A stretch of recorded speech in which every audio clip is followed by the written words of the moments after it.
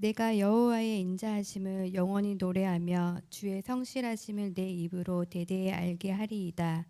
내가 말하기를 인자하심을 영원히 세우시며 주의 성실하심을 하늘에서 견고히 하시리라 하였나이다. 주께서 이르시되 나는 내가 택한 자와 언약을 맺으며 내 종 다윗에게 명하기를 내가 내 자손을 영원히 견고히 하며 내 왕위를 대대히 세우리라 하셨나이다. 셀라. 아멘. 여섯째 달에 천사 가브리엘이 하나님의 보내심을 받아 갈릴리 나사렛이란 동네에 가서 다윗의 자손 요셉이라 하는 사람과 약혼한 처녀에게 이르니 그 처녀의 이름은 마리아라. 그에게 들어가 이르되 은혜를 받은 자여 평안할지어다. 주께서 너와 함께 하시도다 하니 천사가 그 말을 듣고 놀라 이런 인사가 어찌함이 생각하매 천사가 이르되 마리아여 무서워하지 말라. 내가 하나님께 은혜를 입었느니라. 보라 내가 잉태하여 아들을 낳으리니 그 이름을 예수라 하라. 그가 큰 자가 되고 지극히 높으신 이의 아들을 일컬 얻을 것이요 하나님께서 그 조상 다윗의 왕위에 그에게 주시리니 영원히 야곱의 왕으로 다스릴 것이며 그 나라가 무궁하리라. 마리아가 천사에게 말하되 나는 남자를 알지 못하니 어찌 이 일이 있으리까. 천사가 대답하여 이르되 성령이 내게 임하시고 지극히 높으신 이의 능력이 너를 덮으시리니 이러므로 나실 바 거룩한 이는 하나님의 아들이라 일컫 얻으리라. 보라 내 친족 엘리사벳도 늙어서 아들을 배었느라 본래 임신하지 못하고 알려진 이가 이미 여섯째 달이 되었나니 대저 하나님의 모든 말씀을 능하지 못하심이 없느니라. 마리아가 이르되 주의 여종이오니 말씀대로 내게 이루어지라 하매 천사가 떠나가리라. 아멘. 아멘. 하나님께서 우리에게 주신 말씀입니다. 네, 오늘은 시편 89편의 말씀과 누가복음 1장 말씀을 통해서 예수님 오심의 순종함이라는 제목으로 말씀의 은혜를 나누겠습니다. 오늘 대림절 네 번째 주일입니다. 우리는 내일 이제 성탄의 날을 맞이하게 되지요. 오늘까지 4주간 동안 우리는 4개의 초에 불을 밝혀왔습니다. 첫 번째 예언의 촛불, 두 번째 베들레헴의 촛불, 세 번째 목자의 촛불에 이어 오늘은 네 번째로 천사의 촛불에 불을 밝혔습니다. 천사들은 가장 먼저 예수님 탄생의 기쁜 소식을 이 땅에 전한 천사들이지요. 그래서 이 천사의 초는 예수님의 그런 탄생을 축하하며 또 기뻐했던 그 천사들의 기쁨을 상징하고 있습니다. 두 번째로는 동방 박사들을 베들레헴까지 인도했던 그 큰 별을 상징하기도 하지요. 오늘 우리가 이 네 번째 천사의 초에 불을 밝히면서 우리도 천사들과 같이 이 가장 큰 기쁨의 좋은 소식을 온 세계에 전하고 알리는 그러한 우리의 사명을 발견할 수 있기를 바랍니다. 또한 동방 박사들을 예수님께로 인도했던 그 별을 상징하듯이 오늘 주님의 탄생이 또한 주님의 복음이 저와 여러분을 주님의 앞에까지 인도하고 있음을 다시 한번 깨닫고 더욱 주님 앞에 가까이 하는 우리의 삶으로 결단하는 시간이 되시기를 바랍니다. 예수님이 이 땅에 오신 것은 바로 이 땅에 빛을 비추신 사건이지요. 죄와 사망으로 얼룩져 있고 어둠에 있던 이 세상에 구원과 생명의 빛을 주셨습니다. 주님의 오심으로 말미암아 어둠이 물러가고 또 우리를 얽매이고 있던 죄와 사망의 사슬에서 우리는 자유와 해방을 맛보게 된 것이지요. 바로 이러한 기쁨의 소식, 복음의 소식은 아주 작은 마을 그리고 아주 평범한 여인에게서부터 시작되고 있음을 오늘 우리에게 알려주고 있습니다. 오늘 우리가 함께 읽은 누가복음 1장 26절 말씀 여섯째 달에라고 하는 단어로 시작을 하고 있어요. 이 여섯째 달이라고 하는 것은 여러분 36절에 보시면 천사가 내 친족 엘리사벳이 임신한 지 6째 달이 되었다라는 말이 있어요. 그래서 이 6째 달은 이 엘리사벳이 임신한 지 6째 달이 되던 때라는 것이죠. 자, 엘리사벳과 사가랴. 이 엘리사벳도 원래는 나이가 많아서 아이를 가질 수가 없었는데 천사가 아이를 갖게 될 것이다. 이렇게 말씀을 했고 그대로 되었습니다. 이 엘리사벳이 결국엔 세례 요한을 낳게 되는 것이죠. 그래서 이제 세례 요한과 예수님은 이제 친척지간이 되기도 합니다. 이미 이 하나님의 역사하심이 사실은 이 엘리사벳의 그런 임신을 통해서 이러한 기적들이 보여지고 있었어요. 그리고 그때도 역시 하나님의 천사가 그 소식을 전했는데 오늘도 동일하게 이 천사 가브리엘이 이제 마리아를 찾아오게 되는 것이죠. 자, 6째 달 천사 가브리엘이 갈릴리 나사렛이란 동네에 다윗의 자손 요셉이라는 사람과 약혼한 처녀 마리아, 이 마리아라고 하는 이름은 구약 히브리식으로 따지면 미리암이에요. 미리암이라고 하는 이런 처녀를 찾아가서 이야기를 하게 됩니다. 이 갈릴리 나사렛, 우리에게는 굉장히 익숙하지요. 예수님이 이제 어린 시절을 보냈던 곳이 이 나사렛이기 때문에 우리는 나사렛 예수를 잘 알아요. 그렇지만 예수님 당시에 이 나사렛이라고 하는 동네는 아는 사람이 거의 없었어요. 자, 오늘 이 나사렛이 갈릴리 나사렛이라고 이렇게 표현되어 있잖아요. 이때 당시에 갈릴리는 분명히 유대 땅, 이스라엘 땅이었음에도 불구하고 이스라엘 사람들, 유대인들이 가기를 꺼려하는 동네였어요. 이방 땅, 이방 사람들이 사는 동네라고 생각을 했습니다. 그러니까 굉장히 멀리하고 그리고 경시하고 그리고 그 갈릴리 지역에서도 이 나사렛이라고 하는 동네는 아주 작은 동네였어요.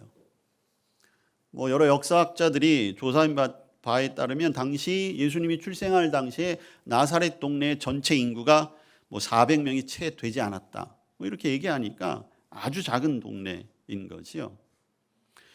그러니까 사람들이 가기를 꺼려하는 지역, 갈릴리 지역에 이름도 알려지지 않은 아주 작은 나사렛이라고 하는 동네. 여기에서 놀라운 하나님의 역사가 지금 시작되고 있는 것입니다. 요셉과 정혼한 마리아라고 하는 한 처녀를 찾아갔어요. 자, 요셉. 오늘 성경은 그를 다윗의 자손 요셉이라고 이렇게 소개를 하고 있습니다. 그냥 요셉이 아니라 다윗의 자손 요셉이라는 게 중요해요. 자, 왜냐하면 이미 하나님께서는 약속을 하셨어요. 메시아 그리스도가 반드시 유다 지파 다윗의 후손으로 이 세상에 올 것이다. 그러니까 유대인들은 그 사실을 다 알고 있었고 다 그렇게 믿고 있었어요.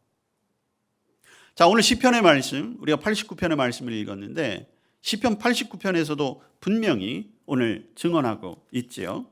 3절 이하에 보시면 하나님의 약속이에요. 나는 내가 택한 자 그리고 그 언약을 맺고 다윗에게 맹세하기를 내가 네 자손을 영원히 견고하게 하며 네 왕위를 대대에 세우리라. 그래서 다윗 다음에 솔로몬이 되었고 북이스라엘 남유다가 나누어진 다음에 남유다에서는 계속 다윗의 후손들이 왕이 되었고 그리고 이스라엘 백성들은 그 다윗의 후손 중에 반드시 이 세상을 구원할 메시아 그리스도가 올 것이다. 기대하고 있었던 것이죠. 그리고 마침 이 요셉도 다윗의 후손이었어요. 그러니까 요셉을 족보를 쭉 따라 올라가다 보면 14대 쭉 올라가다 보면 아브라함부터 다윗을 거쳐서 요셉까지 오게 된 거거든요. 마태복음에 그 족보가 나오잖아요.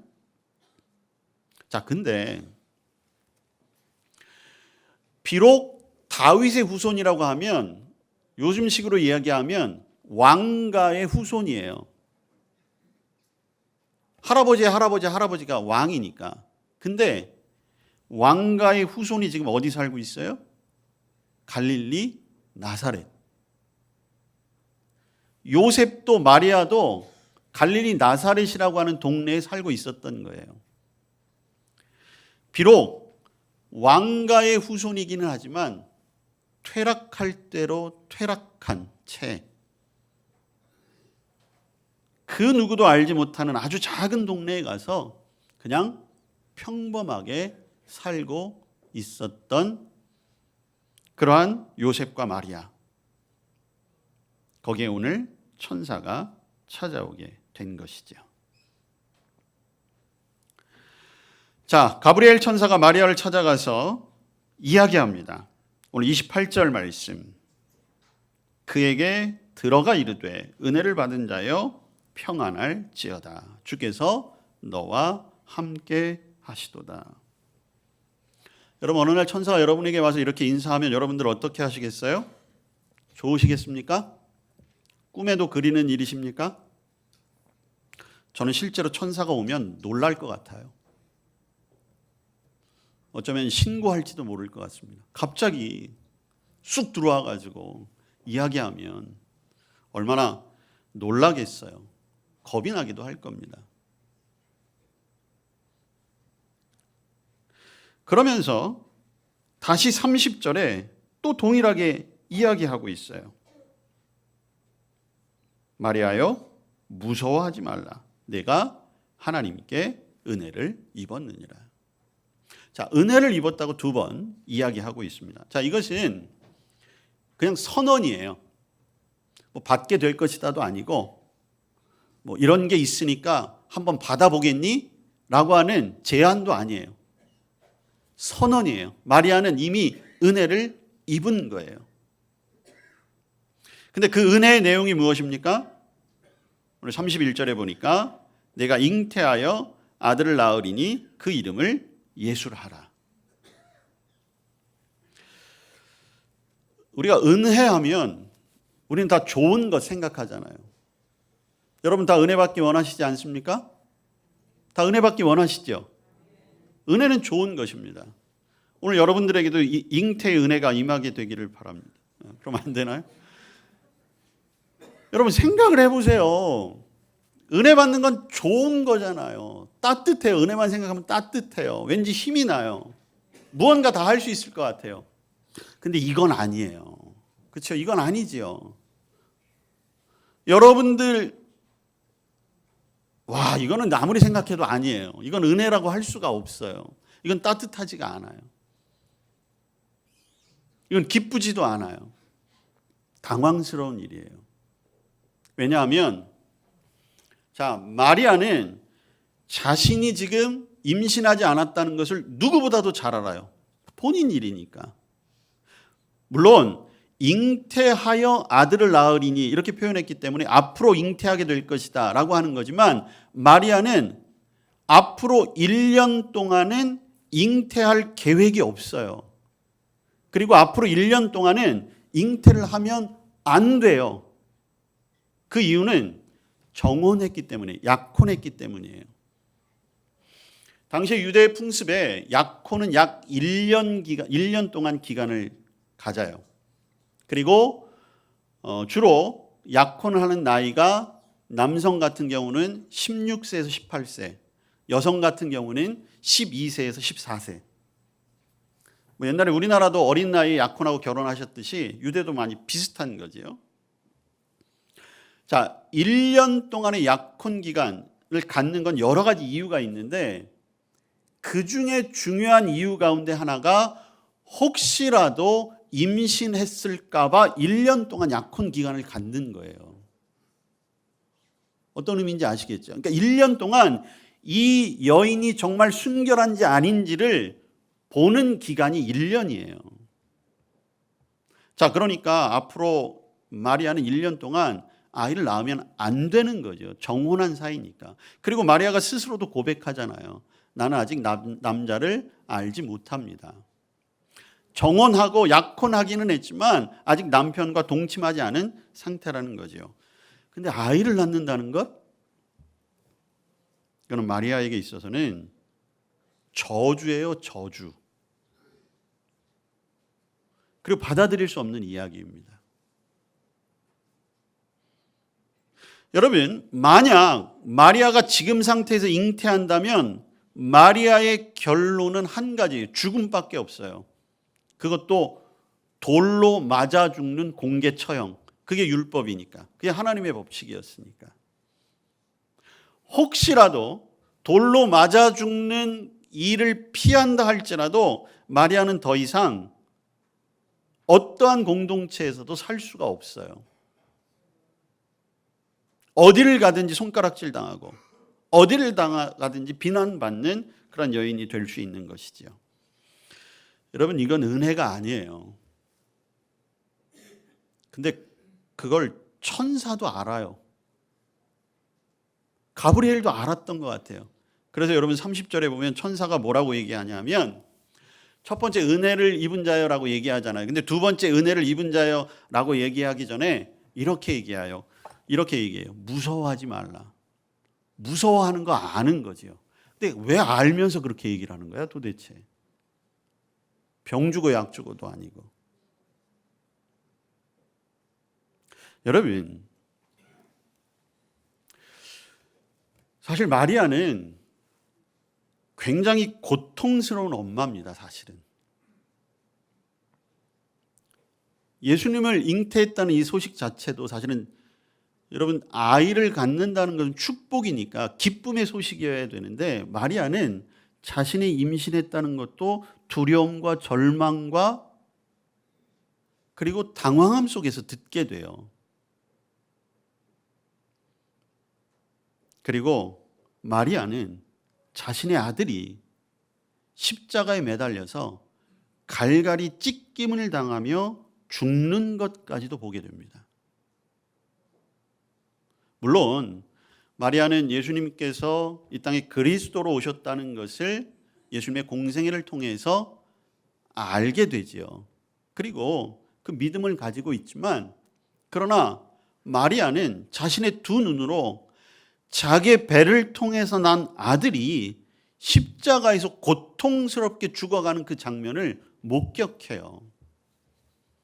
그건 엄마로서 굉장한 고통이지요. 그러니까 마리아는 아이를 임신하고 그 아이를 양육하고 그 아이가 이 땅에 하나님의 뜻을 가지고 와서 복음을 전하고 그리고 결국에는 하나님의 뜻 순종하여 십자가에 달려 죽음의 그 순간까지가 매일매일이 사실은 긴장의 순간이었고 매일매일이 기도할 수밖에 없는 순간이었어요. 그리고 어쩌면 고통의 나날일 수도 있었던 것이죠. 그런데 여러분, 이게 은혜라는 거예요. 여러분, 이게 은혜라고 할 수 있을까요?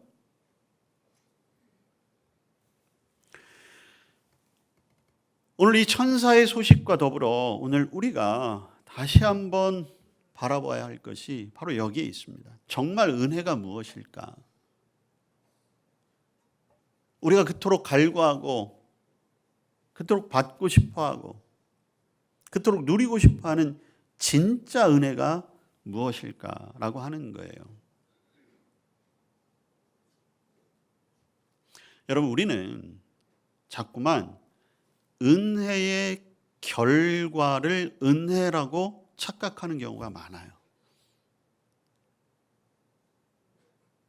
병에 걸렸다가 회복되면 은혜로 회복된 거예요.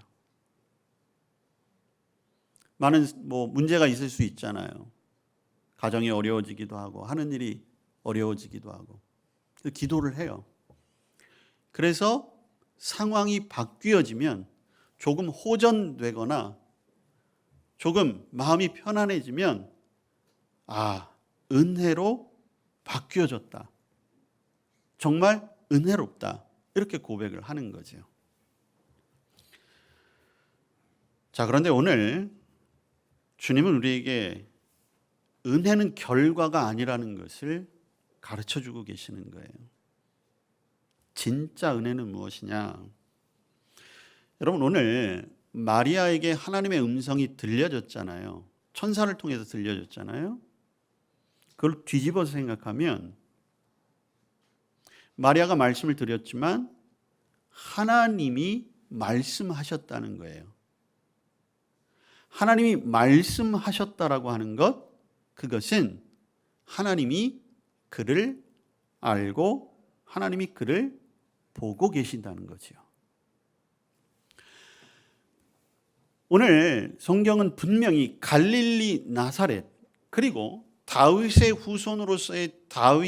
후손으로서의 요셉과 정혼한 마리아, 그 누구도 알지 못하고 그 누구도 바라보지 않았고 그 누구도 소망을 가지지 않았던 동네와 한 여인을 하나님이 보고 계셨다는 거예요. 그리고 하나님이 그에게 말씀하셨다는 거죠. 그리고 그 말씀이 그대로 이루어진 것이에요. 여러분, 은혜는 이루어진 것이 아니라 하나님이 그에게 말씀하셨다. 하나님이 그를 보고 계셨다. 이게 은혜라는 것입니다. 오늘 우리도 역시 마찬가지예요. 오늘 우리도 너무나 은혜와 축복을 결과론적으로 생각하는 경우가 많이 있는데 오늘 우리의 시선이 달라지시기를 바랍니다. 하나님의 인도하심과 하나님의 은혜 안에 산다는 것은 다름이 아니라 하나님이 지금도 나에게 말씀하시고 계시다. 하나님이 지금 나를 보고 계시다. 저와 여러분도 마찬가지예요. 저와 여러분도 동네로 따지면 나사렛과 같은 동네이고 요셉과 마리아처럼 그 누구도 알아주지 않는, 오히려 더 비참하고 더 나약하고 더 어리석은, 더 초라한 그런 삶일 수 있는데 그러한 저와 여러분을 하나님께서 지금도 보고 계시다. 지금도 말씀하고 계시다. 이것이 저와 여러분에게 주어지신 은혜인 줄로 믿습니다. 여러분, 그 은혜가 이미 베풀어졌어요. 이미 2000년 전에 예수님이 이 땅에 오심으로 그 예수님이 그 누구도 아닌 나를 위해 이 땅에 보내셨기에 오늘 저와 여러분이 그 부르심에 응답해 이곳에 있으며 또 예배하며 세상 가운데서도 하나님의 자녀로 살아가고 있음을 믿으시길 바랍니다.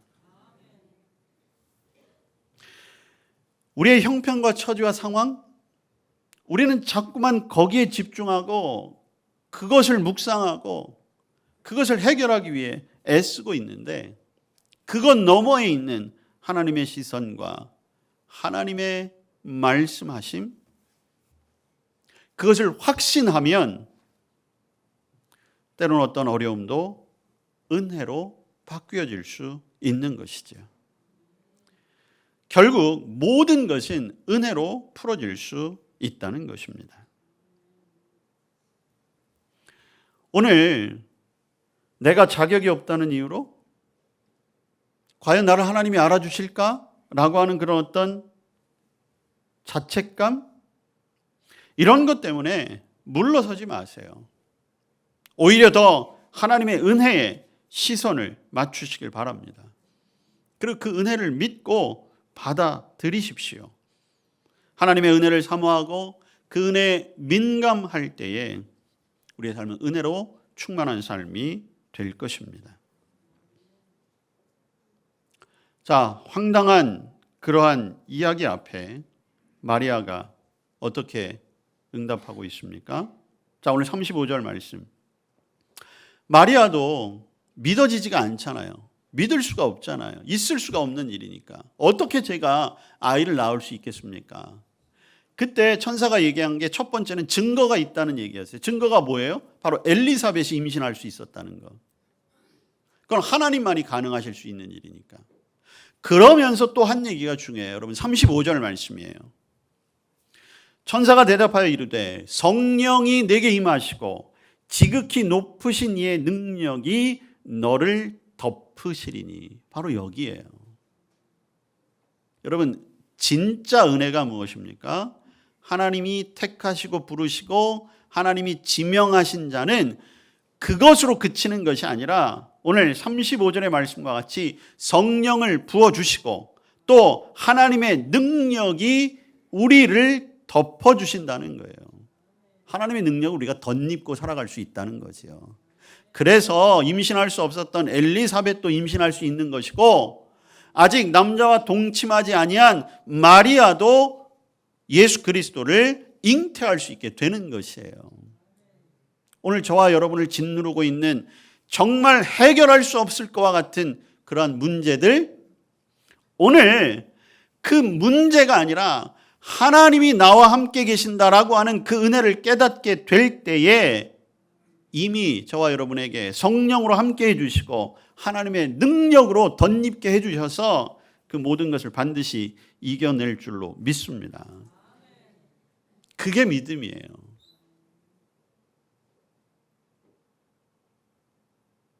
그리고 마리아가 고백하지요. 38절 말씀. 주의 여종이오니 말씀대로 내게 이루어지이다. 여러분, 마리아가 이 모든 상황을 이해했을까요? 저는 이해하지 못했다고 생각해요. 이건 이해할 수 있는 게 아니에요. 그럼 가브리엘의 음성에 설득? 아니요, 설득당한 것도 아니에요. 그저 하나님의 말씀에 순종하는 거예요. 그렇다고 해서 무작정 맹목적인 순종이 아니에요. 마리아는 말씀대로 순종하는 거예요.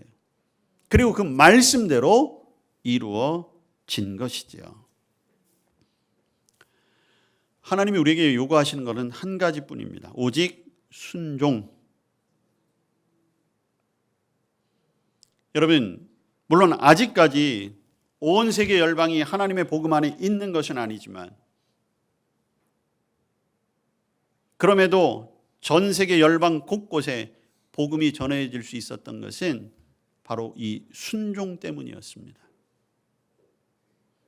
복음을 전하라는 그 말씀 앞에 순종한 한 사람 한 사람이 그 복음을 들고 온 세계 열방 곳곳에 나아갔을 때에 그 사람들의 힘이 아니라 그 순종한 이들에게 부어졌던 성령의 능력과 그리고 그 순종한 사람들을 덮어주셨던 하나님의 능력으로 말미암아 복음이 전해질 수 있었던 거예요.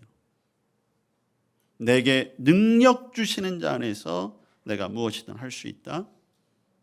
순종하는 자에게 그 능력이 임해지는 것이지요. 마리아 역시 마찬가지였어요. 하나님의 말씀에 순종했습니다. 우리 모두 믿음이 있지요. 우리 모두 기도 생활도 합니다. 그러나 그럼에도 불구하고 여전히 받아들여지지 않는 현실이 있어요. 이해되지 않는 여러 가지 어려움들도 분명히 있습니다. 그러나 그럴 때일수록 그런 상황 속에서도 말씀을 하시는 하나님, 그리고 말씀만 던지시는 분이 아니라 그 말씀과 함께 반드시 성령의 은혜와 능력을 주시는 그 하나님을 의지하고 순종할 수 있는 저와 여러분 될 수 있기를 바랍니다. 여러분, 이제 내일이 성탄절이잖아요.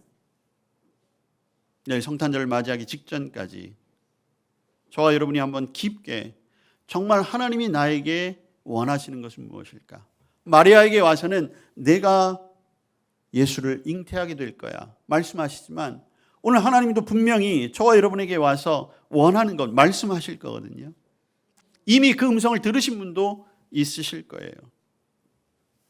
그것이 무엇인지 발견하게 되시길 바랍니다. 또한 용기가 있으시길 바랍니다. 주님의 뜻을 알면서도 저와 여러분이 여전히 두려움에 불순종하는 경우가 많아요. 여러분, 마리아도 안 그렇겠습니까? 마리아도 지금 하나님의 음성에 순종하면 죽게 된다는 걸 알고 있어요. 그렇지만 그것마저도 포기하며 순종하고 있잖아요. 저와 여러분도 믿음 안에 있지만 지금 세상 속에서 포기하지 못하고 있는 이것, 내가 하나님을 믿기는 믿지만 그래도 적어도 세상에 내가 비비고 살아야 할 언덕 하나는 남겨둬야 되지 않겠어? 라고 하는 바로 그것. 어쩌면 하나님은 그것마저도 포기하라고 오늘 말씀하실 수 있어요. 그럼 과연 거기에 내가 순종할 수 있을까? 무엇보다도 마리아는 자기가 누구인지를 분명히 알았어요. 오늘 마리아가 자기를 종이라고 표현하잖아요. 노예라고 표현하는 거거든요. 어떤 의미입니까? 내 의지, 내 뜻이 아니라 주인의 뜻대로, 주인이 말한 대로만 하는 게 종, 노예예요. 오늘 우리에게도 그런 순종이 있게 되기를 바랍니다. 종교개혁했던 마틴 루터가 성탄에는 3가지 기적이 있다고 이야기를 했다고 합니다. 첫 번째는 하나님이 사람이 되신 것. 그게 첫 번째 기적이래요. 두 번째 기적은 동정녀를 통해 메시아가 나신 것. 기적이죠. 마지막 3번째 기적은 마리아가 이것에 순종했던 것. 그게 기적이라는 거예요. 그리고 그 세 가지 기적이 어우러져 주님의 탄생이 이루어지게 된 것이죠. 여러분, 저와 여러분이 어떠한 상황이 있건, 우리가 누구이건 하나님이 여전히 저와 여러분을 불러주십니다. 저와 여러분을 택하셨습니다. 그리고 어쩌면 저와 여러분에게도 마리아 못지않은 그런 엄청난 일로 때로는 우리를 당황시키기도 하시고, 우리를 절망하게 하시기도 하시고, 어쩌면 우리를 뒤로 물러나게 하실지도 모르겠어요. 이건 너무 불가능한 일 아닙니까? 항변할 수도 있겠지요.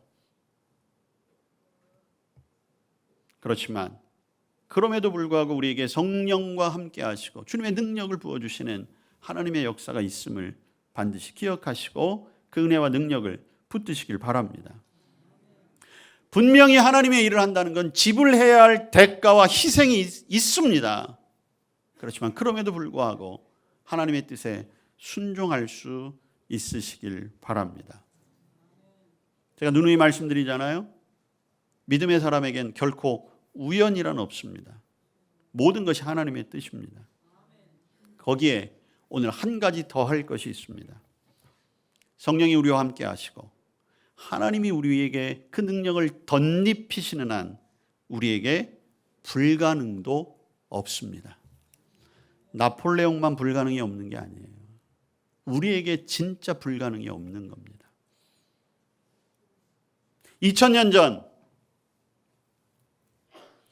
성탄의 기적을 완성시켰던 그 마리아의 순종, 이제 다시 오실 주님을 기다리는 이때에 저와 여러분의 순종이 다시 오실 주님의 길을 예비하는 그 기적이 되기를 기원합니다. 오늘 우리에게 오시는 주님 순종으로 맞아들일 수 있는 저와 여러분 될 수 있기를 축복합니다. 주님 우리에게 오셨습니다. 또한 그 소식을 믿음으로 받아들이고 순종한 마리아의 삶을 함께 나누었습니다. 우리에게도 그 순종이 있게 하시고 우리에게 오실 길 믿음으로 잘 준비하게 하옵소서. 예수님 이름으로 기도합니다. 아멘.